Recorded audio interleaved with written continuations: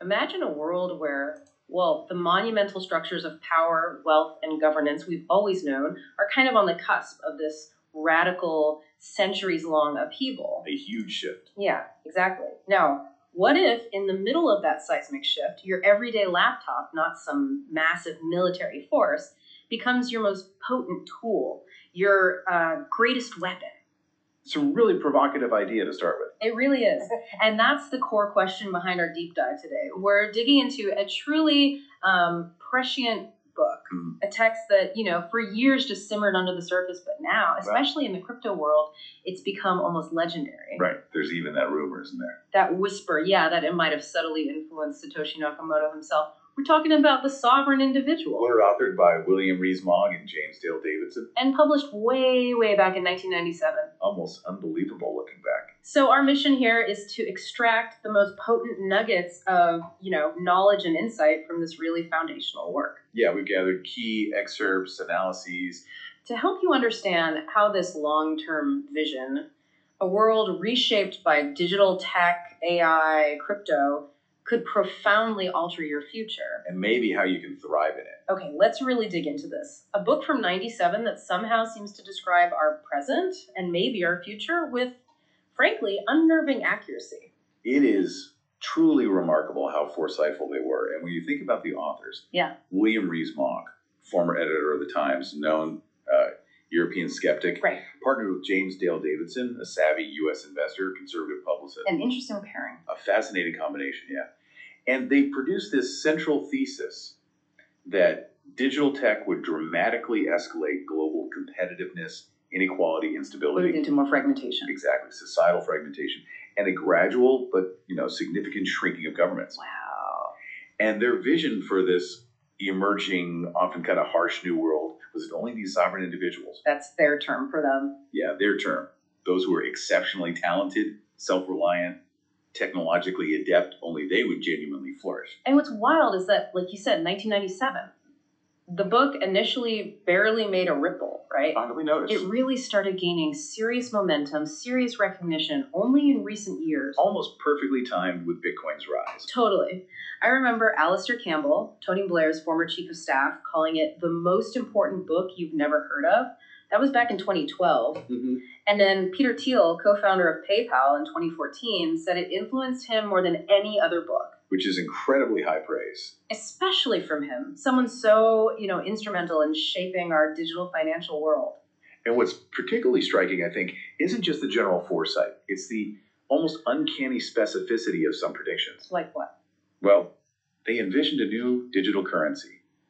Password encrypted, unique, anonymous, verifiable. Enabling one-click global transaction. In a borderless market. I mean, it's practically a blueprint for Bitcoin looking back. It really is. And beyond that, they talked about the rise of electronic warfare, the ubiquity of smartphones. Smartphones in 97. Yeah. And even network robots mimicking human behavior. Mm-hmm. It just raises this compelling question. If their grasp of the tech infrastructure and its immediate impacts was so precise, what else might they be right about? Mm-hmm. Regarding the bigger societal shifts? That's exactly the million-dollar question, isn't it? The one we really need to unpack. And to do that, we have to grapple with what the book argues is the deep fundamental logic governing human societies throughout history. Okay. It's maybe an uncomfortable conclusion for many, but they posit that societies are built on what they call the economics of violence. The economics of violence. So basically the cost and return of using force. Exactly. At its core, they say, human endeavor revolves around two primary forces, creating value and then, protecting that value. Right, to creators. But there's always this inherent tension with those who find it easier, more expedient maybe, to just take or plunder what others have created. Takers. So in their view, society itself isn't some abstract ideal. It's a dynamic system constantly trying to optimize the relationship between these creators and takers based on the current tech of violence and protection. Okay, so if we look back through history, you can see this violence economics shaping things. Absolutely. Think about the hunter-gatherer era. Tools were simple spears, axes. Right. Violence was mostly directed at animals for survival. Social organization. small bloodline tribes. No real concept of land ownership or fixed private property. Exactly. So the scale of violence was small, localized, and the returns were mostly about, immediate survival, not large-scale wealth accumulation. Okay, then we move into the agricultural era, and that's a profound shift, right? Huge shift. Suddenly you have cultivated land, owned property. But this new wealth was inherently hard to defend individually. So you need bigger groups for protection. Precisely.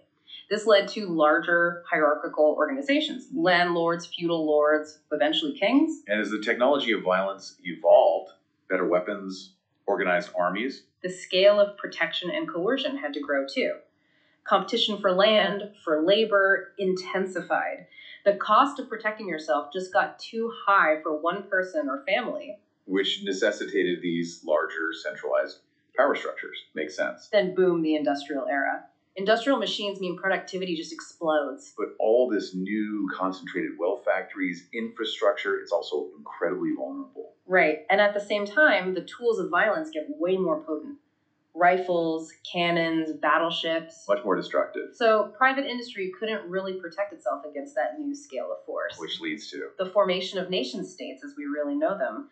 Consolidating power to safeguard these immense resources, defining territories, standardizing laws. And crucially, monopolizing the legitimate use of violence within those borders. Exactly. That monopoly becomes key. And this industrial scale of violence just kept escalating, didn't it? Relentlessly. Culminating in 2 world wars. Unimaginable destructive power. And then the ultimate game changer. Nuclear weapons. Their use at the end of WWII introduced mutually assured destruction, MAD. Fundamentally altering the global dynamic. Yeah, it ushered in an era of what the book calls large area peace and small scale wars. Meaning direct, big wars between nuclear powers became basically unthinkable, too costly. Right, mutually assured destruction. But proxy conflicts, smaller skirmishes, they persisted, mostly controlled or influenced by these nuclear states. Okay, so if we sort of pull all that together, what it really means is our entire societal architecture, from early tribes to modern nations, can be understood as a reflection of how we've managed the economics of violence. Who has the most effective force, what it costs to use it, and what the potential returns are. It's a pretty stark view of history. Stark, but yeah, undeniably consistent when you look at it through that lens. And this brings us right up to the present and to the core of the sovereign individual's most profound argument, the information age. They argue that this era, especially combined with the fact that nuclear weapons still exist, fundamentally rewrites that whole violence economics equation. How so? Critically, they argue that both the cost and the return of violence are dramatically decreasing, specifically for the traditional nation state. Both decreasing? That's counterintuitive, maybe. How does the cost go down? Well, the tools of force become easier to make and distribute. Think about 3D printing today. Right, the comparison to the printing press. Exactly. But instead of just text, it's democratizing, making physical things, including, unfortunately, weapons. So the know-how and tools for violence become more accessible to individuals or small groups. Much more widely available. And then there's precision and miniaturization. Small, precise drones like the Predator or Reaper. Yeah. They can make entire large-scale battle systems from the industrial age almost obsolete.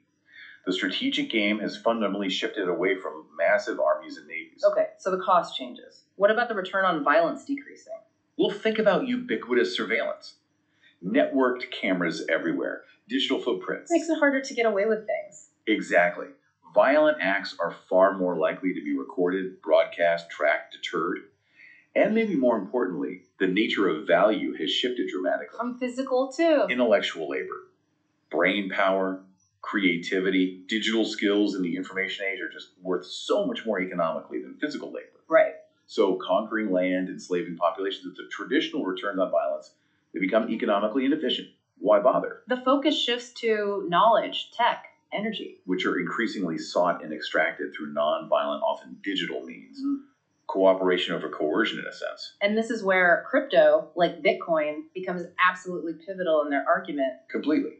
Because cryptocurrencies make individual wealth incredibly difficult, maybe impossible, to plunder using traditional state violence. Your keys, your crypto, hard to seize. It dramatically reduces your reliance on the government's military or police to protect your asset. Which leads to a really audacious prediction. Yeah, that governments will gradually shrink.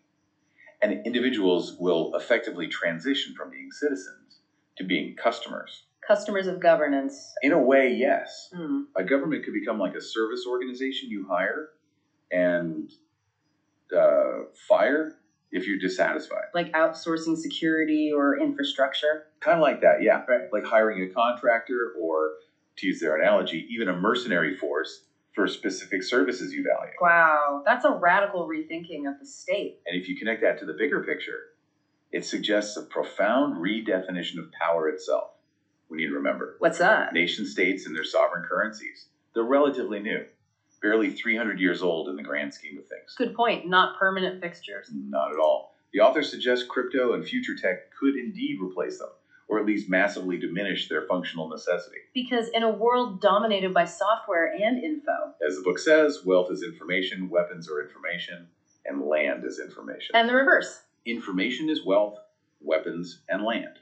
The very definition of power becomes digital informational. That's a powerful line, and it links so well to Naval Ravikant's idea about knowledge being the ultimate leverage now. Absolutely. Take a specific example they might appreciate.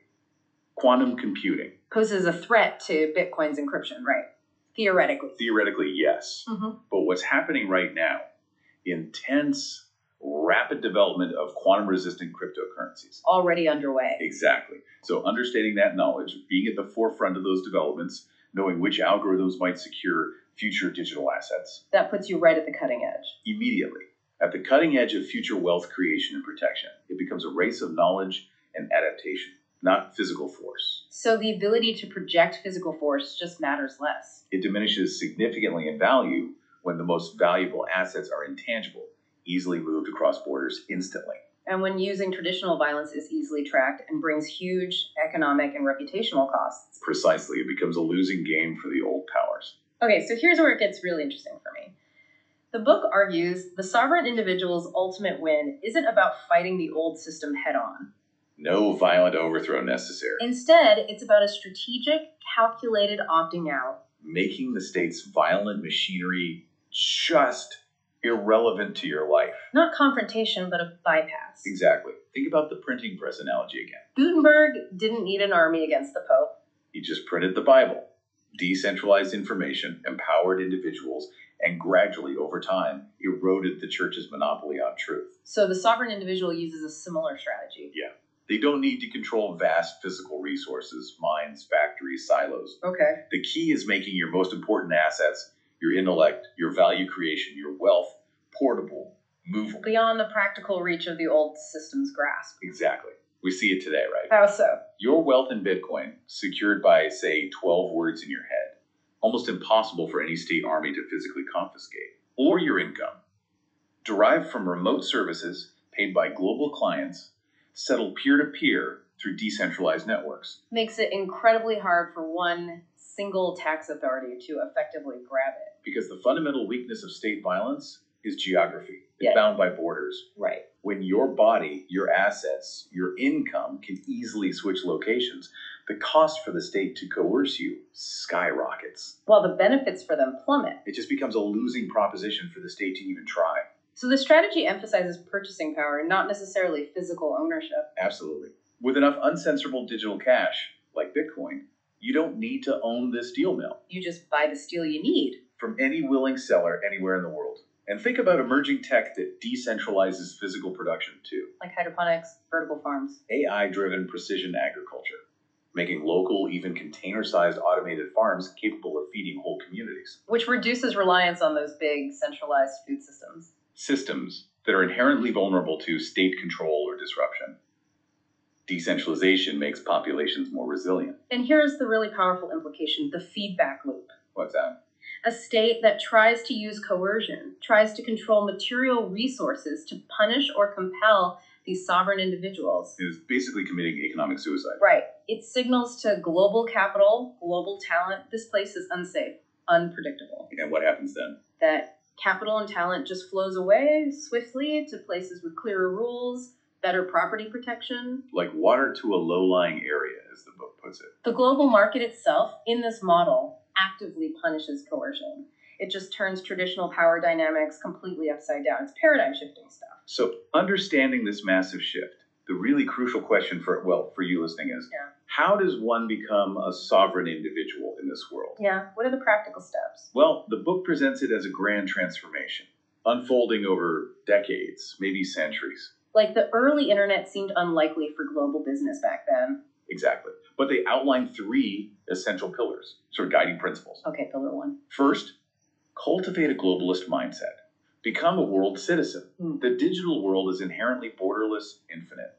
The internet, digital tech, they're actively eroding the functional relevance of nation states. Because wealth creation and protection don't need state violence or physical location as much. Precisely. The digital economy is global, decentralized. No single nation can control it. So you need to develop digital skill. Participate in global wealth creation, build multiple location-independent income streams.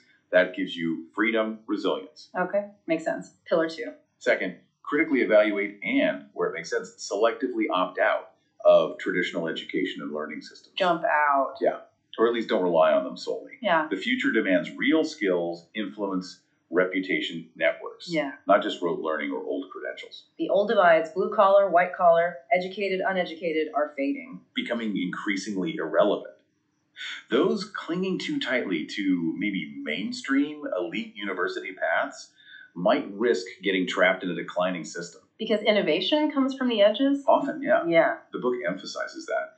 And the best teachers, the most actionable knowledge, it's increasingly online. From the doers and survivors. People actually building and navigating this new world, not just observing or critiquing it. And it's crucial to remember the history here, right? Standardized education was largely built for the industrial age. To produce obedient, compliant employees, basically. Whereas the future demands specialized, customized learning, apprenticeships maybe, things designed to cultivate unique, exceptional individuals. We're already seeing it. Specialized online courses, sometimes cheap or free, leading directly to high-paying tech jobs. The value prop of the old path is eroding fast for many. Definitely. Okay, the third pillar. What is it? Master and leverage the network effect. The internet as an information galaxy? Exactly. Where people connect, seek out, pay for valuable info, trust reliable sources.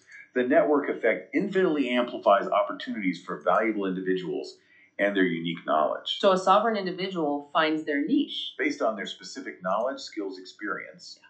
And then amplifies it using the network. And unlike traditional capital or labor leverage, network leverage is often free, permissionless, and can be automated, scalable like never before. Meaning an individual's capacity for wealth creation is potentially limitless. Potentially, yeah. Bounded only by their ability to learn, act, and imagine. So the question back to you, the listener, is... what steps can you take today? To start building these skills, these connections, to position yourself better for this future that's already unfolding. So let's try and bring it all together. The sovereign individual. Yeah. It lays out this truly fundamental shift. Driven by digital tech, AI, crypto. Highlighting how these forces are systematically decentralizing the old monopolies on violence, knowledge, wealth. And what's striking is how many of these predictions, once seen as radical, are visibly playing out right now. Makes the book incredibly, maybe urgently relevant today. Yeah. The book itself opens with that quote from Tom Stoppard's Arcadia. The future is disordered.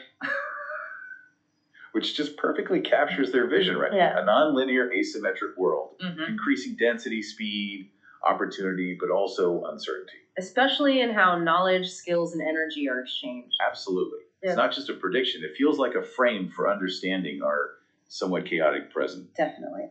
So let's leave you with this final thought to chew on. Okay. If, as the book suggests, standardized education is designed to produce obedient employees, and if humans are truly any's, not tools for imagined communities like companies or states, right, then what does it authentically mean for you to cultivate an unsellable personal talent? An unsellable talent. Yeah, a skill so profoundly unique, so intrinsic to who you are. Maybe it's artistic vision, maybe deep empathy, maybe a unique way of connecting ideas that it can't just be easily commodified or replaced. But instead it serves as sort of a beacon. Exactly. A beacon for connection, for value in this rapidly evolving, decentralized world we're entering. That's a powerful idea to sit with. And maybe, just maybe, something to build upon.